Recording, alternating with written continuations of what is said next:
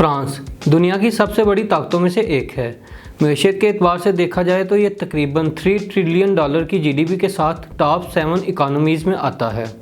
और अगर physically power यानी आर्मी के एतबार से देखा जाए तो ग्लोबल फायर पावर इंडेक्स ने अपनी लेटेस्ट रैंकिंग में फ्रांस को 7वां नंबर दिया है। और फ्रांस वैसे भी यूनाइटेड नेशंस की सिक्योरिटी काउंसिल में वीटो वोट भी रखता है, यानी फ्रांस का स्टेटस पूरी दुनिया में हर लिहाज से बहुत इंपॉर्टेंट है।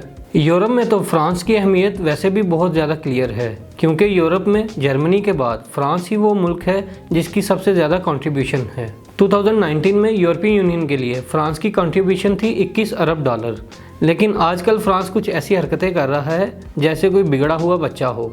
आएँ तो फिर ये जानते हैं कि फ़्रांस कर क्या रहा है और पाकिस्तान के साथ फ़्रांस के ताल्लुक़ आज तक कैसे रहे हैं और फ्यूचर में हम कैसे देखते हैं। मैं हूँ नुमान आबिद। वैसे तो पाकिस्तान और फ्रांस के ताल्लुकात आजकल कुछ अच्छे नहीं चल रहे और यूँ लग रहा है कि फ़्यूचर में ये ताल्लुकात मज़ीद ख़राब होंगे। और पाकिस्तान में टीएलपी पर बैन भी फ्रांस की वजह से लगा है। बैन चाहे लग गया हो, अवामी सतह पर टीएलपी को चाहे कैसा ही समझा जाता हो, फ्रांस को अच्छा बिल्कुल नहीं समझा जाता। उधर फ्रांस में भी मुसलमानों के हवाले से कुछ अच्छे जज्बात नहीं पाए जाते। अभी रिसेंटली फ्रांस में एक मस्जिद पर हमला हुआ है और ये कोई नई बात नहीं है, वहाँ ऐसा होता रहता है। यूरोप जैसी तरक्की याफ्ता और मॉडर्न दुनिया में ऐसा होता है। ये सुनकर थोड़ा अजीब सा तो लगता है, पर सिर्फ मस्जिदें ही नहीं, वहाँ पर मुसलमानों की जानें भी महफूज नहीं हैं। अक्सर ये सुनने में आता है कि फ़्रांस में किसी ने किसी मुसलमान पर चाकू से हमला कर दिया, पर यह सब हमेशा से ऐसा नहीं था। कहानी शुरू होती है 1951 से, जब दोनों मुल्कों ने एक दूसरे के मुल्क में अपने सफारत खाने खोले और दोनों मुल्कों के दरमियान बाकायदा ताल्लुकात का आगाज़ किया। और फ्रांस बरे-सगीर के बाहर वो पहला मुल्क था जहाँ पर पाकिस्तान का परचम लहराया गया। और अब ऑब्वियसली सिचुएशन ज़रा अलग है, लेकिन आजकल के हालात पर बात करने से पहले फ़्रांस की तारीख देख लेते हैं। फ्रांस को गाल कबीले ने आबाद किया। इस इलाके को जर्मनी बशिंदों ने 5वीं सदी में फ़तह किया था, जब मशरक़ी रोमन सल्तनत ज़वाल पज़ीर हो रही थी, और फिर 9वीं सदी में ये अलग मुल्क बन गया। फ्रांस पर बहुत से ख़ानदानों ने हुकूमत की, जिनमें किंग लुई नुमायाँ हैं। लुई अव्वल से लुई द 18 तक 18 बादशाह आए। 16वीं सदी के दरमियान में फ़्रांस ने कॉलोनीज़ बनाना शुरू की। उस वक्त सारा यूरोप ही दूसरे इलाकों में जा जाकर अपनी कॉलोनीज़ बना रहा था। फ्रांस ने भी यही काम शुरू कर दिया, बहुत इलाकों पर कब्ज़ा किया, बहुत सा माल लूटा। लेकिन फिर 1789 में लुई द 16 फ्रांस का बादशाह बना। ठीक ठाक अयाश परस्त था और उसने सारे का सारा ख़जाना अपने महल की तमीर में लगा दिया। ख़राब आदतों की वजह से ख़जाना खाली होता गया। जब बादशाह ने दोबारा ख़जाने को भरने के लिए कहा तो अपनी आवाम पर ठीक ठाक किस्म के टैक्स लगा दिए गए, बल्कि आवाम को एक किस्म का निचोड़ लिया गया और फ्रांस की आवाम के पास कोई सेविंग ना रही। और उस वक्त फ्रांस 2 तबकात में तकसीम हो गया। एक तबका था एलीट का, जिनके पास पहनने के लिए कीमती कपड़े और रहने के लिए आलीशान घर थे। इनको 10 कत्ल करने की इजाज़त थी और मुल्क के सारे फ़ैसले भी यही किया करते थे। अवाम की मेहनत का फल असल में वही खाया करते थे। और दूसरी तरफ वो तबका जो एक वक्त की रोटी के लिए भी तरस रहा था, जो तलीम इंसाफ से महरूम हो गया था। क्या आपको ऐसा नहीं लग रहा कि ये 18वीं सदी का फ्रांस नहीं बल्कि आजकल का कोई मुल्क हो? खैर, इस बात को छोड़ते हैं, आगे बढ़ते हैं। वक्त की करनी कुछ ऐसी हुई कि इस सारे माहौल में पेरिस में कहर पड़ गया और वहाँ पर मौजूद तमाम लोग शाही महल के बाहर इकट्ठे हो गए और रोटी रोटी के लिए दुहाई देने लगे। उस वक्त की मलका ने अपनी कनीज़ से पूछा कि इतने लोग बाहर क्यों जमा हैं, क्यों शोर शराबा कर रहे हैं। तो कनीज़ ने कहा, लोगों के पास खाने को रोटी नहीं है। तो मलका ने कहा, रोटी नहीं है तो केक खा लें। मुल्क की हालत तो ये हो चुकी थी कि करप्शन कानूनी शक्ल इख्तियार कर गई थी। रिश्वत दिए बगैर आप अपने मुर्दे को भी दफना नहीं सकते थे। सारा सरकारी निज़ाम बैठ चुका था, लोगों के लिए सांस लेना तक दुश्वार होता जा रहा था। उन हालात में 14 जुलाई 1789 को लोगों का एक छोटा सा गिरोह उठा। उसने हाथों में डंडे उठाए और पेरिस की तरफ चल पड़ा। हुकूमत ने शुरू में उन्हें बागी करार देकर कुचलने का हुक्म दिया, मगर यह छोटा सा गिरोह हज़ारों लाखों की फ़ौज बन गया। लोगों की ये फ़ौज 1 माह में पेरिस पहुंच गई और पेरिस में कत्लो गारत शुरू हो गई। यह था इनकलाब फ्रांस, जिसमें फ़्रांस के गरीब तबके ने अमीर वज़ीरों, ज़मींदारों और बादशाह का साथ देने वाले फ़ौजी के कमांडर्स को कत्ल कर दिया।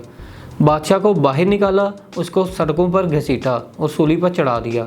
मलका के साथ भी यही सलूक हुआ। हर साल फ्रांस में 14 जुलाई को आज़ादी की याद में फेस्टिवल ऑफ फेडरेशन मनाया जाता है। बादशाहत के बाद नेपोलियन बोनापार्ट पहला हुक्मरान बना जो आज तक का सबसे मशहूर फ्रेंचमैन है। वैसे तो नेपोलियन बहुत अच्छा फौजी कमांडर था, मगर हुकूमत करने में भी वो बेमिसाल रहा। उसके कुछ वाक़यात आपको सुनाता हूँ। एक जंग पर रवाना होने से पहले नेपोलियन ने अपना हाथ किसी नजूमी को दिखाया और पूछा कि क्या मुझे फ़तह नसीब होगी। नजूमी ने उसका हाथ देखकर कहा कि तुम्हारे हाथ में फ़तह की लकीर नहीं है, जिस पर नेपोलियन ने अपना खंजर निकाला और अपने हाथ पर एक लकीर खींच दी और फिर नजूमी से पूछा क्या अब मुझे फ़तह नसीब होगी, जिस पर नजूमी हड़बड़ा कर बोला कि भाई मुझे ये तो नहीं मालूम कि तुम उन्हें हरा सकोगे या नहीं। हाँ, अलबत्ता ये ज़रूर कह सकता हूँ कि वो तुमसे जीत नहीं सकते। नेपोलियन फ्रांस के तारीखी कॉलेज ऑफ ब्रियन में पढ़ता था। जब उसकी डिग्री कंप्लीट हुई तो आम स्टूडेंट्स की तरह नेक तमन्नाओं की बजाय उसकी डिग्री पर एक हैरत अंगेज़ पेशनगोई लिख दी गई, और वो पेशनगोई ये थी कि अगर हालात साजगार रहे तो ये लड़का बहुत आगे जाएगा। 20वीं सदी फ्रांस के लिए कुछ अच्छी नहीं रही। दूसरी जंग अजीम में हिटलर ने फ्रांस को उड़ा कर रख दिया। जंग के खात्मे पर अमेरिका के कहने पर फ्रांस को बहुत सी कॉलोनीज छोड़नी पड़ी, लेकिन जंग अजीम के मलबा से निकलकर फ्रांस फिर से उठ खड़ा हुआ और ज़राअत और सनती एशिया की इम्पोर्ट के हवाले से दुनिया का अहम सप्लायर बन गया। फ्रांस और पाकिस्तान के दरमियान ताल्लुकात 31 जुलाई 1951 में कायम हुए, जब दोनों ममालिक ने एक दूसरे के मुल्क में सफारत खाना खोलने का ऐलान किया। 1960s में अमेरिका और रूस की कोल्ड वार चल रही थी। तब अमेरिका और फ्रांस बहुत अच्छे दोस्त थे। अमेरिका और पाकिस्तान के दरमियान भी दोस्ती बेमिसाल थी। उस वक्त अमेरिका ने पाकिस्तान को स्टेट डिज़र्विंग अटेंशन का स्टेटस दिया हुआ था, जिसकी वजह से फ्रांस पाकिस्तान को असलहा फराहम करने वाला अहम सप्लायर बन गया। फ्रांस पाकिस्तानी फ़िज़ाया और पाक नेवी का बहुत ही अहम असला पार्टनर है। 1967 में फ्रांस से मिराज तैयारों की पहली खेप पाकिस्तान को मिली। 1990 में पाकिस्तान एयरफोर्स ने मिराज तैयारों की दूसरी खेप खरीदी। 1996 में होने वाले मुआहदे के सिलसिले में 40 जासूस तैयारे हासिल किए गए। पाक नेवी का फ्रांस के साथ मजबूत दिफाई ताउन है, जो डेफनी क्लास सबमरीन की ख़रीदारी के लिए जाना जाता है। आबदोज़गी टेक्नोलॉजी की फ्राहमी का मुआहदा भी हुआ था, जो 1994 में साइन किया गया। पाकिस्तान और फ्रांस के दरमियान ट्रेड 1966 से चली आ रही है। वैसे तो आजकल के हालात का आपको पता ही है। हमारी आवाम में एक बहुत बड़ा तबका यह मुतालबा कर रहा है कि फ़्रांस के साथ ट्रेड को बिल्कुल ख़त्म कर दिया जाए। पर अगर मुआशी तौर पर देखा जाए तो फ्रांस के साथ पाकिस्तान को ट्रेड करने में फ़ायदा हो रहा है। उसकी वजह यह है कि फ़्रांस के साथ पाकिस्तान की एक्सपोर्ट्स ज़्यादा हैं इंपोर्ट्स के मुकाबले में। गुज़िश्ता साल फ्रांस के साथ हमें ट्रेड करने में तकरीबन $40 मिलियन का फ़ायदा हुआ है।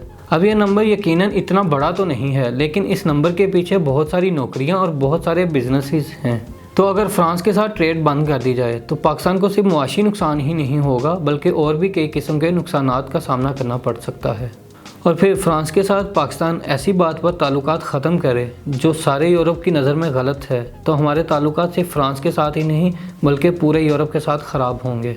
खैर, बात पर वापस आते हैं। कुछ मामलात में फ़्रांस का मिजाज पाकिस्तान के साथ बहुत मिलता है। फ्रांस के साथ ऑगस्टा सबमरीन की खरीदारी एक बहुत बड़ा स्कैंडल बना। आबदोज़ों की खरीदारी में घपले किए गए, रिश्वतें ली गई, असल कीमत से ज़ायद पैसे अदा किए गए। पाकिस्तान और फ्रांस में सियासी शख्सियात के साथ साथ नेवी के आला अफसरान तक इसमें शामिल थे।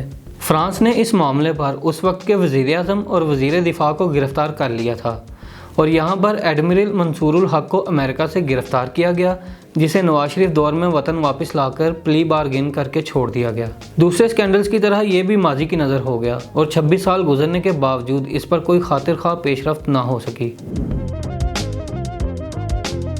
इस वक्त पाकिस्तान और फ्रांस के ताल्लुकात इंतहाई कशीदा हैं। इसकी वजह यह है कि चार्ली हेब्दो, जो कि एक फ्रेंच मैगज़ीन है, इस मैगज़ीन ने नबी अकरम सल्लल्लाहु अलैहि वसल्लम की ज़ात अक़दस को मजरूह करने की जिसारत करते हुए गुस्ताखाना खाके बनाए। इस पर आलम इस्लाम शदीद तैश में है।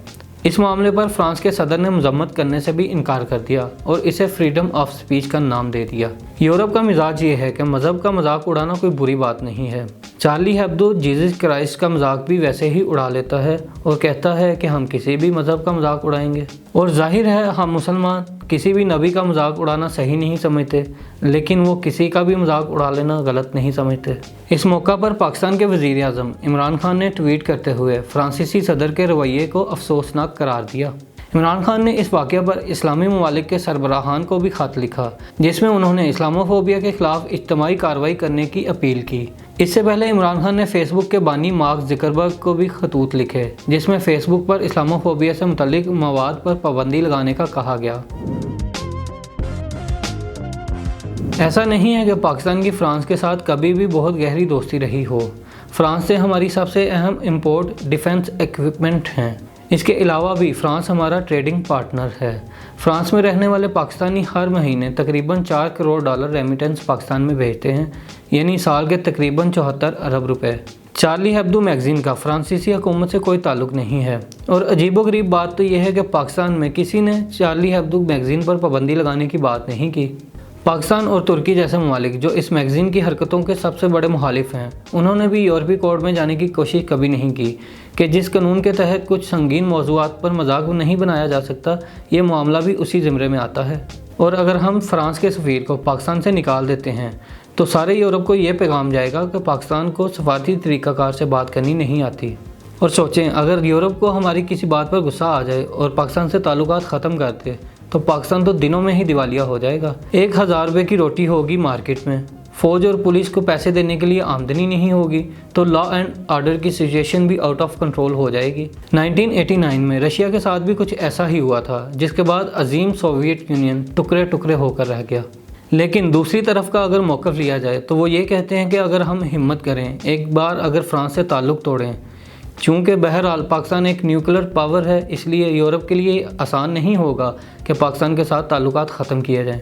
पाकिस्तान की भी ठीक ठाक वक़्त है दुनिया की नज़र में।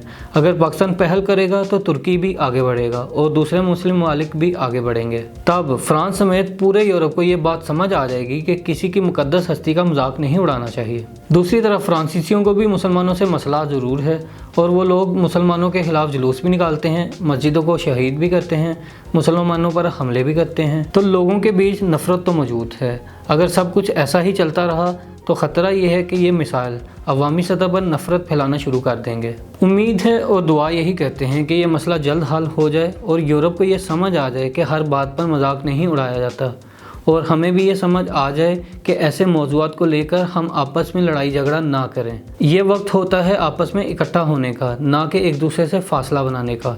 दुआओं में याद रखिएगा। मिलते हैं अगली वीडियो में।